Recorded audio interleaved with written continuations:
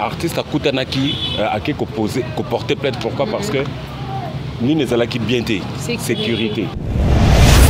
Dégâts c'est la mairie na pelouse. Bah condamner artiste tout organisateur et concert. Fallait qu'il Ipupa n'a fait que son travail. Ayembi, il est parti. Ipupa n'a fait que son travail. Ceux qui battent Bakoufi, tout souhaita qui en côté. Ils ont fait souhait à Motomoussou souhaiter que Batouba Kouf en a concert. Mais c'est arrivé. C'est arrivé. C'est bon, c'est bon, c'est bon. Pour Makambu, oh, il fallait sur les traces de ces vieux. La preuve en est, tout le monde qui a son millionnaire. Comment est-ce qu'il a remercié Fally Ipupa? Comment est-ce qu'il a donné ses éloges à Fally Ipupa de dire bravo? Bon, tout le monde a un sens à respect. Tout le monde a un sens à respect. C'est vraiment un manque de respect. Voilà.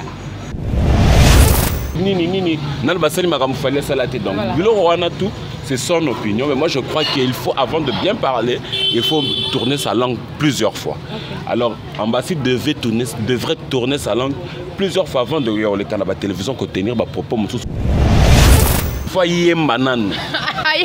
Aïe manan, parce que bon orchestre na bango falinda c'est la bango grand boulot. Ba warrior ben cité Ambassade na chant na makambu.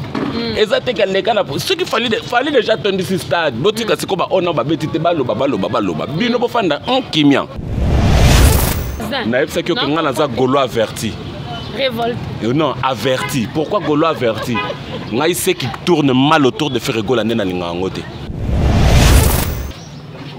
Est-ce que tu sais que Ferrego a un niveau artistique au Ferrego a le moins visible?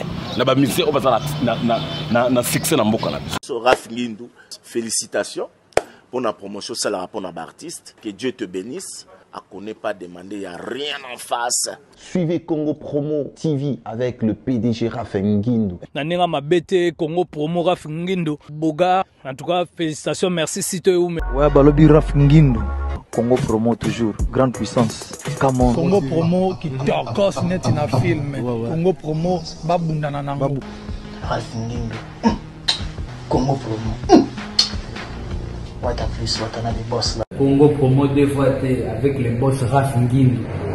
Il offre les jeunes leaders de la artiste Nayo Congo Promo pour la promotion de toute la culture congolaise. Voilà, merci beaucoup sur Congo Promo Télévision. C'est bellement la bio bébé de la presse. Merci de la confiance et fidélité. Merci de abonner à Biso. Au babona massivement, brutalement. Merci de la confiance. Merci de la pourquoi pas de partager en tout cas. Et ça, la Biso est vraiment bien. Et bon, continuez toujours à liker, bon commenter surtout, bon partager et que ça, la bio vraiment bien. Merci à mon boss, mon patron depuis Dallas, Raph Ngindu, Papa Abana, le boss depuis Dallas. Merci une équipe Mobimba. Il y a Congo Promo Télévision. Merci à mon cordon Cédric, pourquoi pas Junior Senda, Senda. Dans la caméra, Babi Montréal est toujours présent. Malheureusement, quand la tête Junior Senda n'a évité ce qu'on a bétanga massa sitoni ni mais Tokolanda et Kaka. Donc mais quand on fait cela sur la musique et pourquoi pas parler de faire rigoler oh le vraiment bah misé de la depuis lobby balonga qui Kinshasa baké déjà Abidjan pour un concert où ils le 5 babi de retour de roi et ça le 10 novembre à Kinshasa en tout cas Golo tout bato alingaka la bonne musique tobi ke na stade wana pour na kuyamba faire rigoler jeu de nièce otobenga ramingi Papa Hervé. Parle aussi de stade de Marty, bah dégâts au Salima. Il y a des gens, il y a tant de morts, bah Koufi. Mais là, tout le monde a là, Fally Ipupa, a mécu un peu que plainte. Hein, babi sécurité, c'est là qui bien été. Tant que l'artiste a bien donné son argent pour Basalam Salam, mais en retour, bah foutiller, nandenge yama, beto sola kaka musique. Je savais que, je sais pas la bien avec Golo, révolté, je sais pas. Je suis avec le roi Arthur, c'est avec lui, on va essayer de parler. Oh, tout dans le lobby vraiment annonce nanga, mais avant la banda, vous n'avez pas sa mbote, na oyanga, babi mutalia, rakala musala na ye, biso pena Congo Promo atelier na basalaire na biso, mais mingi pe na mabanga et ça. Merci Yannick Nyangs depuis Kolosi Babi na kata Lubumbashi wana un tonton moko est bien Yannick Nyangs de gros bisous à toi à toute la famille Nyangs en tout cas je vous salue merci aussi à président Diamant président Diamant Babi na béni les visionnaires wana so on a pour sommer les locaux comme Malili on a pour sommer la Castel bien les bourgeoisie donc Ezawana, il y a président Badiama. En tout cas, Montréal et Fongola Plateau que mon invité Azala toujours na Congo Promo Télévision. Je dis déjà bonjour à mon invité Arthur. Bonjour la bio bébé de la presse. Voilà. Namoni Matos Kitoko. Voilà. Congo Promo. Congo Promo toujours.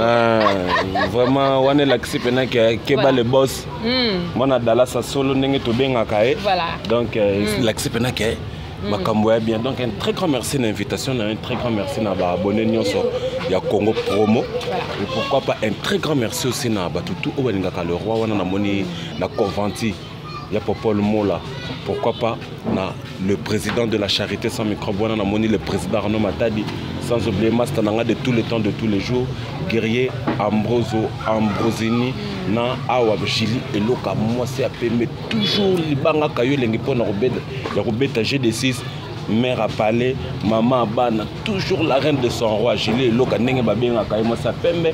Donc Yangwana pour ne pas monopoliser la parole, la biomituna et bien. Merci beaucoup le Waktir Boni Basson à faire rigoler la jolie Nias. Ouais, Jésus de Nias se porte à merveille, je crois déjà, parce qu'il a déjà quitté Paris, je crois. Il a quitté Paris pour la Côte d'Ivoire, là où il va livrer un très grand concert, je crois, le 5 novembre. Le 5 novembre, retour du roi et Kozala Awa. Le 10 novembre, le 12 novembre, Rotana.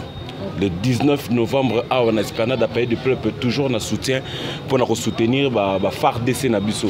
Donc, on a fait rigoler à livrer un très grand concert le 19 novembre, on a Esplanade à Pays du Peuple. Mais je crois que l'artiste se porte déjà bien. Quoi. Okay. Merci beaucoup. Le taux sur un peu sur la mise sur l'andou, le acteur parce que tout ça là qui banalise tellement belé, il y a concert, il y a le 29. Avant tout côté non na mozindo, tout ça non bilan, tout ça là non ba résultat où tu connais kana concert.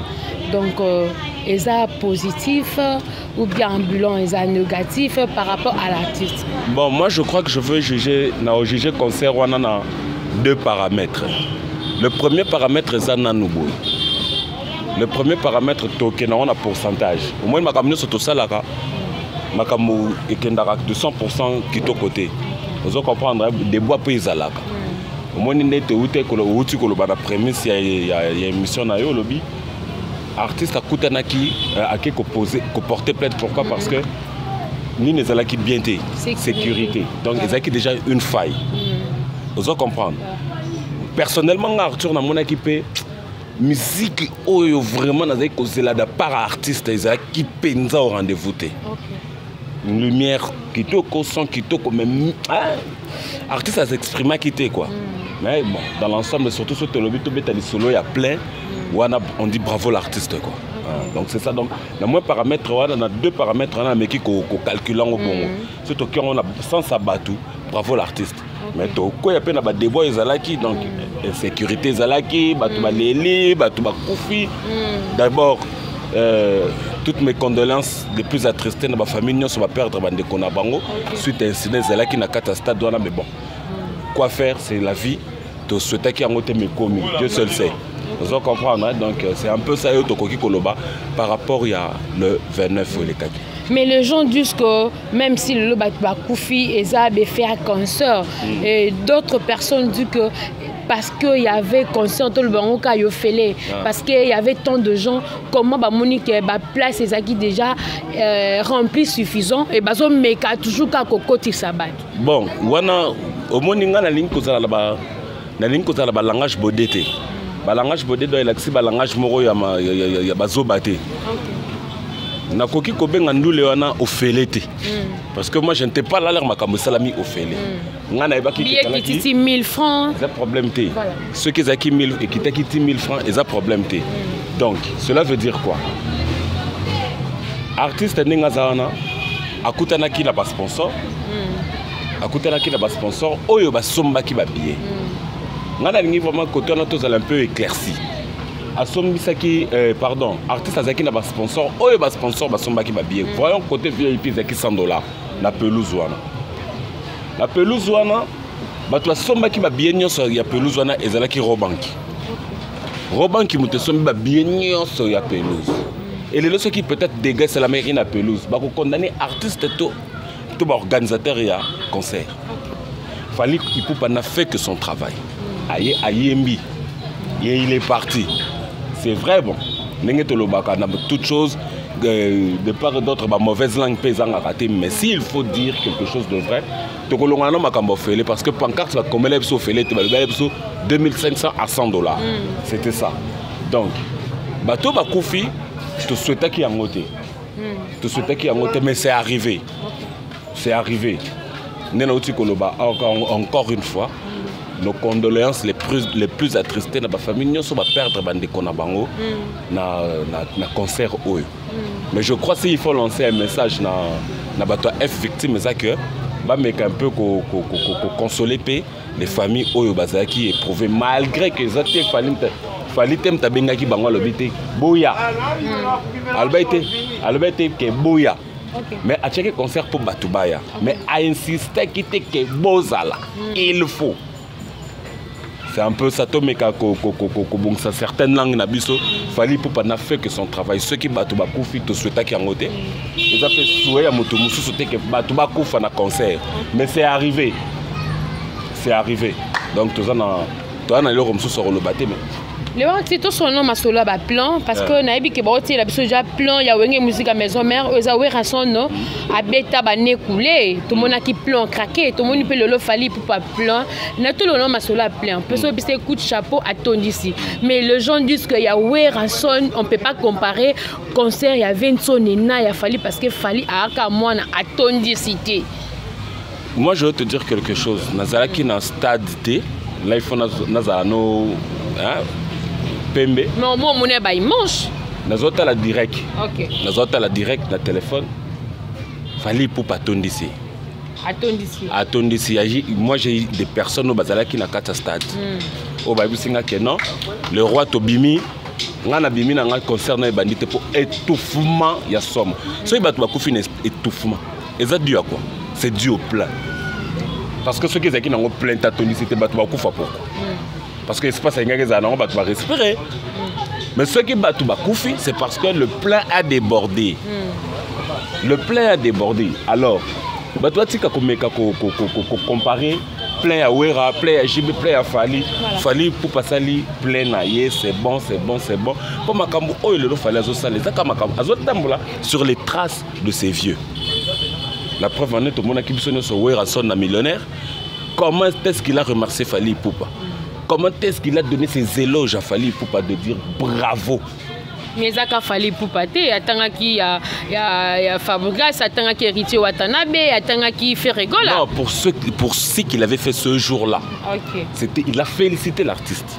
Parce que Werason a papa et Banebele, mais il a fallu aussi parce que c'est le big bana, Fali Poupa Bana Bawera.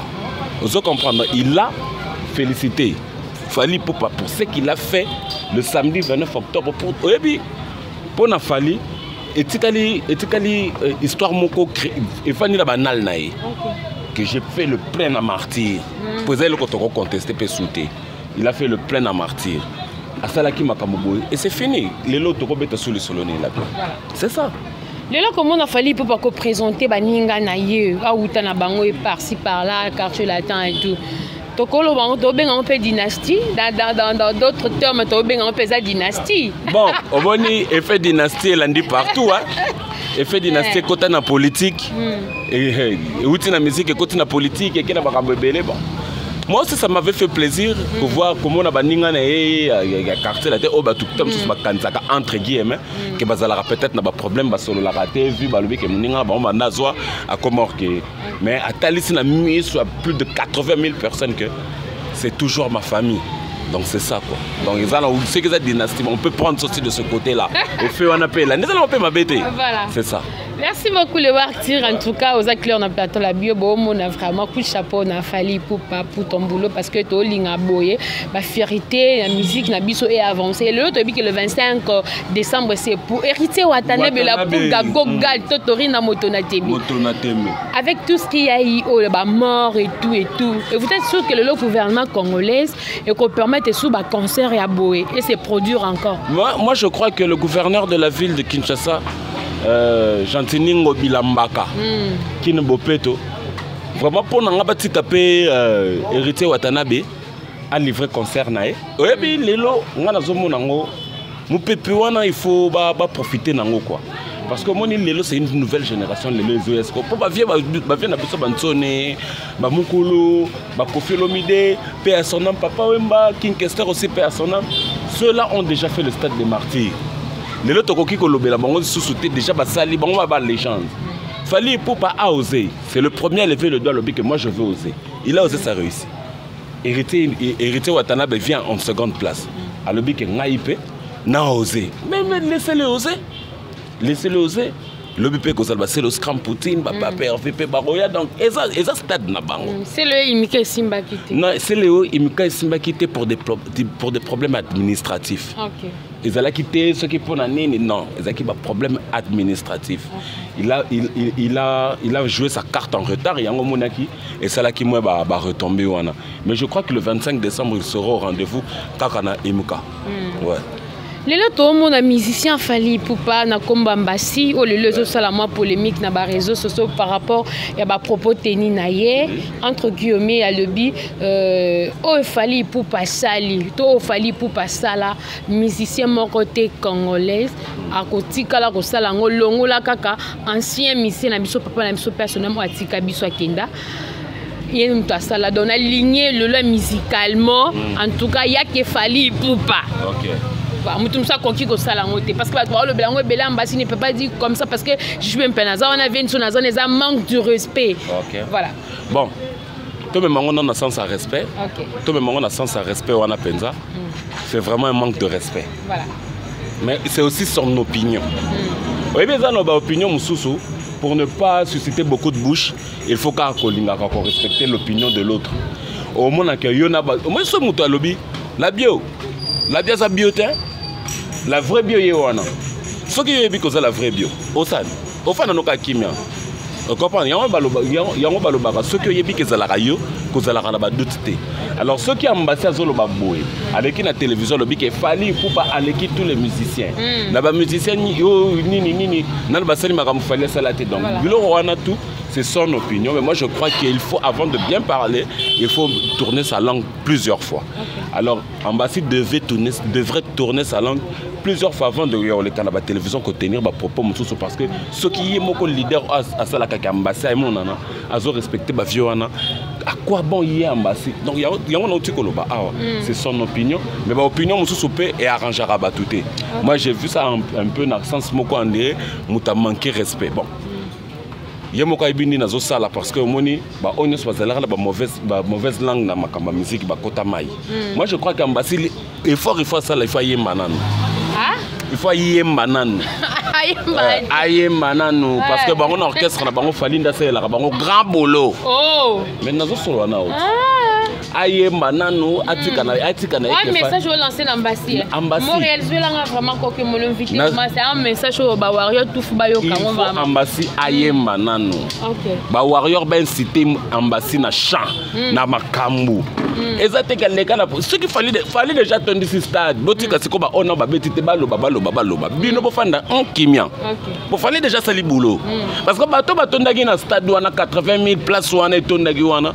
Ba ya kiso ki to bana otala. To bana otala. Sur 80 000 places sont au compter. Moi je peux dire 75 000 personnes. Ba qui pona Fally moko.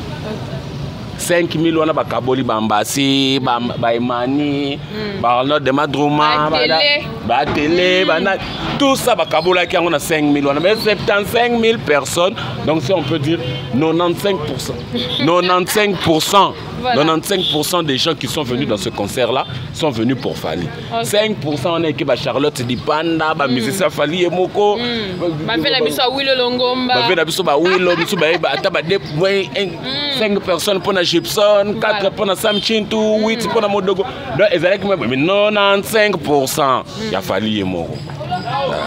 Donc, Ambassi faillit. Ayemba. À ça, le boulot. Moi, je crois qu'Ambassi a encore beaucoup à faire. Les gens sont là, comme Fally a sali dans la salité. Mais il y a nos musiciens. Le but pour ça, la collecte Fally. Alors, il ne faut pas avoir de mauvaises langues. Il faut Ambassi. Yemba. Yembande nano. Y carré fait la blesse boula loba. Yembande, bétande, binande. C'est ça. Voilà, merci le Arthur. Le bi plainte au boy topé se mettre devant la wario ils sont ba ebisa mbasi ayemba mais ba billet et ton etika na maboka ba na palais kuta ba bana ba billet mais plein craqué to ba té ba billet on ba sala ki ngo comment et les gens disent que ba tout baza ba ta normalité ba to ba ki ba ta normalité parce que to robenga bando yoka s'il te plaît la bio to bengi bango ba ta normalité mais yo nanga ba tu ne so to mona ki wana bazoyemba bazoyemba banoyeki pe na petit moko boye petit moko pe azaki wana petit na biso na ni DJ Zombie voilà yeba yemba ki azongisa ki pe batuna bosoko batona bazoyemba bale batu bakufa totika na biso ba raisonnement bidon. Moi je crois que Fally Ipupa déjà fait son travail o eleki si eleki maintenant avançons buto pesa ne chance na ba ona ba betite ba beta voilà c'est ça 2023 fait rigole à jeu de nuance stade de martyr to longana mama rotana parce que to chité dango to lobelelo mamuya 2023 na été fait rigole à jeu de nuance vont jouer au stade de martyr na puissance à faire rigola na puissance à Fally Ipupa on peut pas dire parce que tout le monde ba moni donc il y a pas match et bino bagoloa botondi sa bino bagoloa bo sa fierté à musique bon on a lancé message na bagoloa na minute eza so makamba distraction te eza makambo ya ko inciter siko artiste na boulot eza so makambo te que non il fallait sali bo yolo bio yo contre lelo comme siko boulot. Aux yeux du monde maintenant c'est fini la bouche là on peut tout dire on peut tout parler mais lelo to globali sous-sauté parce que lelo comme la kisabiso oyo oyebi voilà Fally l'a montré aux yeux du monde que je suis Fally et je l'ai dit une fois l'émission na yo kakanabi Fally est le guide de sa génération batu baboya kinga lelo batu bakoma rejoindre mais yo apparemment changé côté aux applis gaulois pour comment on dit ma voisin na epsa que nga naza gaulois averti révolte non averti pourquoi gaulois averti nga il sait qui tourne mal autour de faire rigoler na linga ngote pose 12 années na lobi boy né grandi na bandal place makam o me comprendre 12 banda awa donc yo tu sais ça nga ba jana mutu na sema kolikolo na timba yo ce que pour ça sous 12 tenga na yo siko 21 inverse vous comprenez, il y a 21 ans, c'est trop enfantin. On a besoin de tomber. Oui, on a fait pardon, on a fallu Natala l'attend. Parce que c'est la ralelo pour on a émergence artiste na bango. Et pourquoi pas Bisso? Tout le monde a pu faire la rumba des jeunes, tout le monde a pu faire staff London. Photo c'est pelate. Mais l'air les gens qui l'entourent là sont des mauvais cœurs. Moussika, il y avait une réunion là, t'étais là? Vous avez rappelé dans ma solo mais c'est ça. Donc on va vite comprendre que Makambo faire comme ça un circuit fermé. Or faire une star de tout le monde. Les hommes tout le monde sont là mukaka neto fait na série boy mutu pa ko la mukaku na pas va venir na l'autre mondobe. Mutu ko bima pe boy pas abiate ngape na komi na ngakolobe la faire. Nana okangai. Nana okangai ni bisanga. Nani fa kangai. Mais lelo moi j'ai pas compris batu mususu ba comme ça makamba faire un circuit fermé yango biso na place qu'est-ce la bongo na musika je regarde na zotala na musika mais averti na landa pe makamorke bonga la makamba ya makamba faire na talande faire yé moko l'artiste na ba poulain on balanda raé et le reste là moi qu'est-ce que j'ai à voir de moi c'est rien moi je regarde Ferry l'artiste parce que c'est lui qui émerveille les gens c'est lui qui chante pour Bisoto Sepela. On ne se bat pas à la même Patricie et Leza chargé à communication et orchestre. Mais qu'est-ce qu'il fout celui-là? Est-ce que tu sais que faire rigoler à un niveau artistique ou faire rigoler à le moins visible? La musique on va na succès na mboka na. Ah tika boy ko artiste bagola ba silika ba yo kabiso mamto solo là. Mais na lobby boy, moins visible. Moins visible. To solo là. Sur le plan, sur le plan au total qui est art. Je te dis la vérité. À part nos mon répétition, à part nos mon concert, artiste il faut un mouvement, na réseaux sociaux naï, na page naï, tout ça. Tu vois? Mais faire rigoler si on tozotal en bien à l'isopena ya moto boy, sans fanatisme, faire rigoler c'est le moins. Je te dis. Il était le tout petit collègue là-bas passé 2021, année 2022-2020, tu sais que faire égale à un niveau, il y a média. Moutaleka qui est sous sa zade. Mais les lots, la chute. Et pourquoi? Et pourquoi? Parce que bino bagola bolo bali susute botiki kama kamwe pas mutumaka. Mais je sais pas pourquoi tout ça. Nana zolo baka mutumaka nani? Boye ebite. Na ebite nani? Mutongo nani tamsu yebisanga parce que ça mituna ya. Mutongo na ebite. Mais tout le monde a qu'à boga de la presse. Bino tout le monde a sauté. Boya kasi y a une actualité mais comme ça de parler de faire rigolo tout le monde a raté. Le bibo. Pour ne pas sous-estimer, frère Nangamon Kwantombolo Bogard de la presse, Tokesiko, Gouve le Gaulois, Allo Baraté, actif, fiston frappe Allo Baraté. Vous comprenez? Nancy Bassil Allo Baraté, Dorcas Boloko Allo Baraté, tout ce monde-là. Balobaka. Balobaka. Mais c'est qui est frère, il faut bureau na biso orchestre, puis ça peut no quoi na baye, ba fiona na makambu. Est-ce que bino bomonité que fallait yebo baba yeba musique? Journaliste, frère Nabiso, Moutali Kasso, Vincent, Ken Piana, et tout ce monde-là. Master Napembe, Aïdor. Notre frère aussi, comment il s'appelle, Valdi. Talaba Keko Fali na Safari, Isoki na Safari Beach Kuna. Là, comme il fallait appeler Moto interview. Pourquoi pas faire à cause de la Gaulois au Balobela Kayoana? Nous sommes en train or c'est pas ça. Pesa batu oba ibi musala basale lo musala wana. Yo ebiso ko fani na okabo ipuna ndako na yo so monika fera yo bandi ko sala batu motema mabe. Bandi sala oh. Ozoma teke ezo pesa pe moins bien te. Voilà.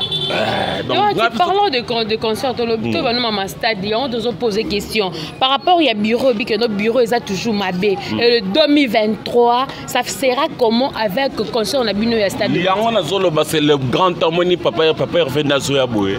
Vraiment, ceux qui ont tombé dans la musique, on a dit que c'est une grande chaîne Congo Promo. Congo Promo, c'est satellite. Nazolo Bango bien. Omoni Batubala na chaîne YouTube. Balananga très bien. Un message n'a pas ça. Bokanga ba chaîne na bino po chaîne Amoko Congo Promo avec plus de 150 000 abonnés. Vraiment. Vous comprenez? Okay. Donc tout besoin ba chaîne YouTube bloqué nanu Boudlanda soko makamule roi Zoloba pour aizande matière. Yoma amnazo ebisa yo to beta stade wana mais pas avec ce bureau là. Nazo ebisa yo. Donc les 10 faire rigoler à ceux qui aillent à retourner bureau. Il faut penser, il faut redémarrer bureau. Redémarrer hein? Oui. Il faut redémarrer bureau. Il faut redémarrer en open up. Il faut l'accès tout pena que non. Il a besoin de têtes bien faites, du boulot bien fait surtout. Okay. Il faut pas perdre Azam. Je te dis hein. Le logbook qui t'a trouvé matin, au sol l'a jamais fallu sans faire. Au sol l'a jamais fait sans fallu. Alors c'est l'adversaire direct de Fali. Il doit prouver au Gaulois qu'il doit faire plus que son adversaire. C'est comme ça, c'est la musique. La musique, même les coups les plus bas sont permis. Okay.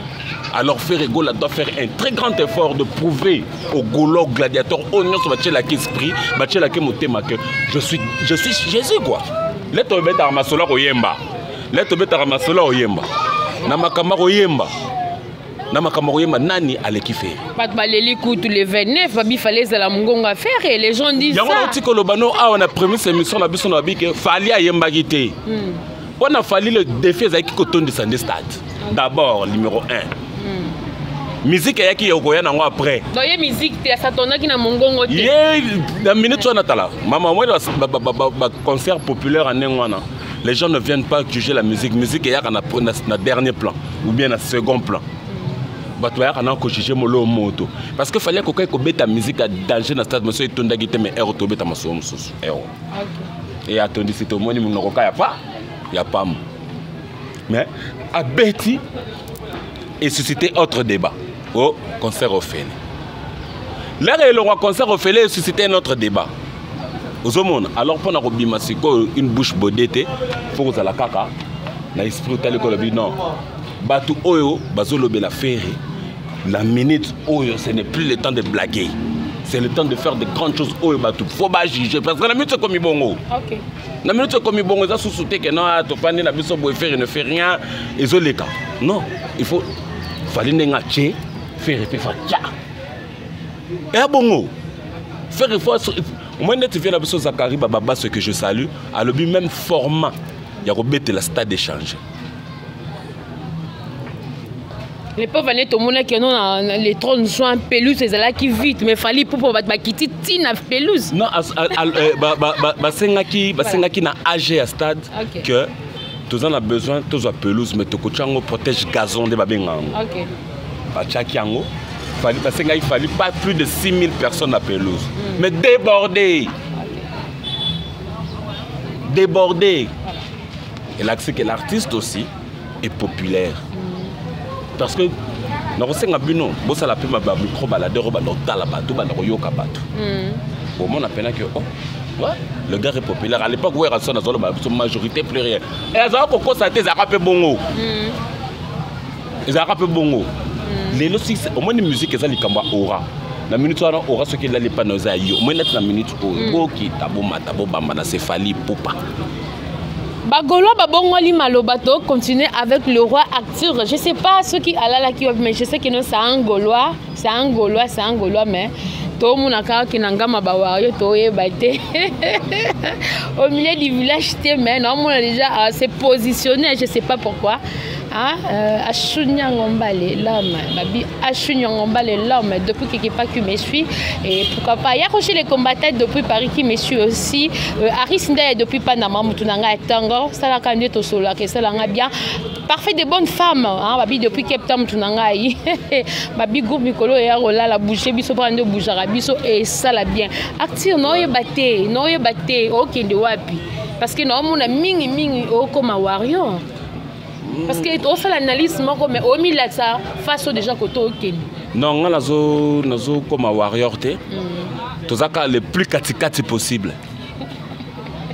On a comme un warrior, mais le plus katikati possible pour te sauver la culture congolaise. Okay. Et surtout ceux qui vont comprendre, on a besoin. Tout le monde a rappelé parce que maintenant, on TV allez te documenter. On a rencontré Ken Piana. On a rencontré Valdi, on a rencontré Idor. Madame, il faut prendre nos temps. Mais ceux qui vous ont pris ça, on a chance. Mais bon, on va positionner, on va dire toujours warrior, on va quelque chose à chaque combat. On va positionner. On va se positionner, on va dire que warrior. Parce que dans le y a warrior, on va péter bango valeur. Il y a un qui va se positionner, on va fandi. Pour pas péter bango valeur. Bino bozana valeur. Non, valeur est zalaki. Valeur est zalaranango. On a la kendanchik déjà diplôme n'anga déjà valeur. Nangamu ya. Yoka la chose la plus importante on a valve n'anga na diplôme on a nango. On comprend. Donc pour nanga ils ont déjà et là qu'on a na sali et là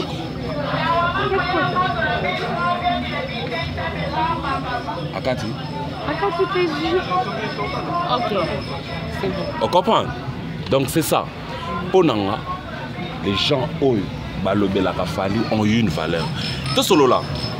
Total la papier faire Zoya le 10. Le 10 voilà. Tous allons s'agir sur nous total. Au comment que ba master na biso oyo balobela ka faire on peut savoir le même na habité. Na ko lo ba pété que faire nini.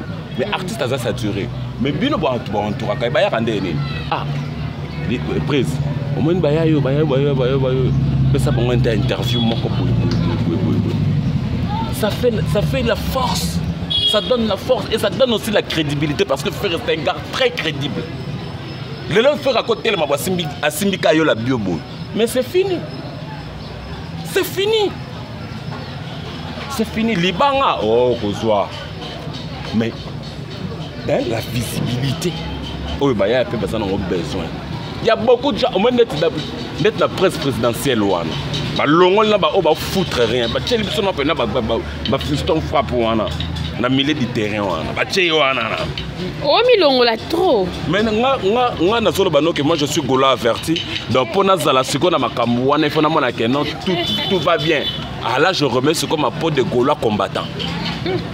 C'est ça. Merci beaucoup Léo Arthur qui commence bien, finit bien. La vie à travers des Congo Promo Télévision. En tout cas, je sais que nous partout dans le monde. Dans nos maisons, tu as que plana Léo Arthur de to comme Malango. Qu'est-ce que les gens de retenir na passage na yo na plateau nanga mot de la fin aussi. Ouais, donc déjà il faut pas retenir que passage nanga lelo a ozaka toujours comme sa conscience, comme sa force à bagola pour nga na bi force ni baya on a bagola na bi bango ne bagay ne ba fibraka toyebi. Alors dans ce binga bagolo na longola tous les gaulois c'est la distraction. Donc il est booster artiste la biso makambo kende kitoko. Déjà le bozo ba disque d'or, boton ça ba stade. Robeta libanda parler du peuple tout le monde a peu plein. Yango na zoloba. Otana plein donc. Yango na zoloba. Et ça ba challenge. To beta ba parler du peuple wana to beta ba stade de martyrs l'année prochaine to beta ba biloko tout wana. OK. Et ça très bien. Mais la minute oyo nane lokola nane comité to la musande pour ekoma et ça la m'appelle bien. Déjà moi je m'en vais chuter à dire un très grand merci d'abord Nabato Talarabiso d'abord d'abord yo merci la bio pour l'invitation et bah bonne Nabiso nous on va continuer kakoya pour continuer kakoya tala ils en ont makambo munene te kotaka Congo Promo abonne-toi cloche de notification tozawana mobimba omoni la bio pe mobimba un grand merci na batutu bazuta Hollande le roi wana na moni ya Paul Mola na conventi pourquoi pas dans le président de la charité sans microbe wana na moni le président Arnaud Matadi sans oublier Mastananga de tous les temps de tous les jours guerrier Ambrosini bagarreur de la SAP et pourquoi pas na Julie Eloka mère banga kayo toujours pour n'embêter G6 moi c'est à Pembe et pourquoi pas na champion l'équipe à champion tout ya bandal champion a chumbe te posoko betier te fo bete fo zala oh ya solo champion a chumbe te yem takaninde donc bango tout wana na moni susu master na hyper à grâce étudiant Picho Boussole wana to talibino koto wana tous mes deux sœurs chéries que j'aime beaucoup Sandrine et Fernande Pouloulou ya bino yango wana ko. Merci beaucoup Léo Arthur pour l'invitation d'avoir m'honoré. Merci partout dans le monde à travers des Congo Promo Télévision. C'était Labio Léo Arthur. Si vous avez aimé l'émission, pourquoi pas de liker et commenter. Et surtout, n'oubliez pas de commenter, liker et partager mon émission. Ça me fera énormément plaisir. Merci à mon boss. Mon télévision regarde Télétan His Manning. Donc, tout le temps,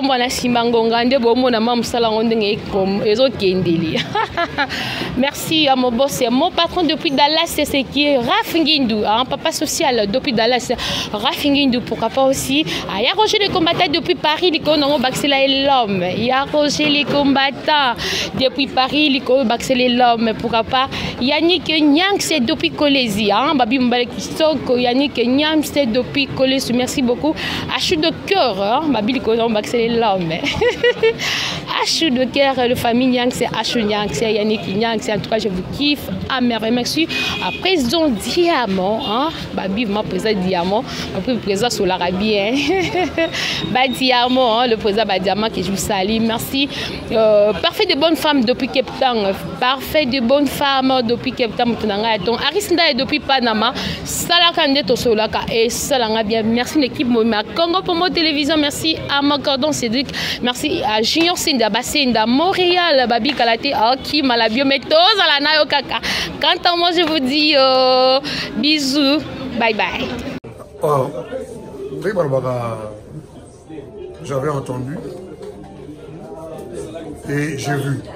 Félicitations à Congo Promo TV.